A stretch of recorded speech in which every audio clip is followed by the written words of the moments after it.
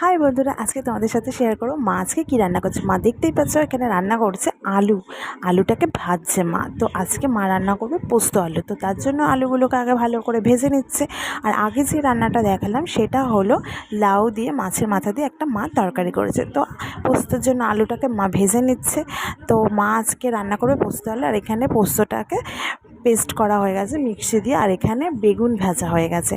তো এর মধ্যে এবার দিয়ে দিল পোস্তটা দিয়ে একটু ভালো করে নাড়িয়ে চাড়িয়ে নিচ্ছে মা। আর তারপরে তো মা আর একটা জিনিসও রান্না করবে, সেটাও তোমাদের সাথে শেয়ার করব। তো এখানে পোস্তটা দিয়ে ভালো করে মা কড়াইয়ে নাড়িয়ে নিচ্ছে একটু। আর এখানে পোস্তর জলটা দিয়ে দিল, যেটা পোস্ত লেগেছিলো সেটা ধুয়ে ওর মধ্যে জলটা মা দিয়ে দিল। তো এবারে পোস্তর মধ্যে জল মাপ করে দিয়ে মা রেখে দিল। এবার সেদ্ধ হোক আলুটা, আর পোস্ত আলুটা রেডি হোক ততক্ষণ। তো একটুখানি জল মা দিয়ে দিল, ধুয়ে পোস্তর মিক্সির বাটিতে একটু পোস্ত লেগেছিলো সেটা ধুয়ে জল দিয়ে দিল। আর এইদিকে করে নিয়েছে মসুরির ডাল। আর এই যে বললাম আর একটা রান্না, তো এই যে এটা হলো ডাল বাটা।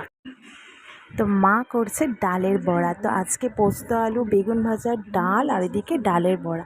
তো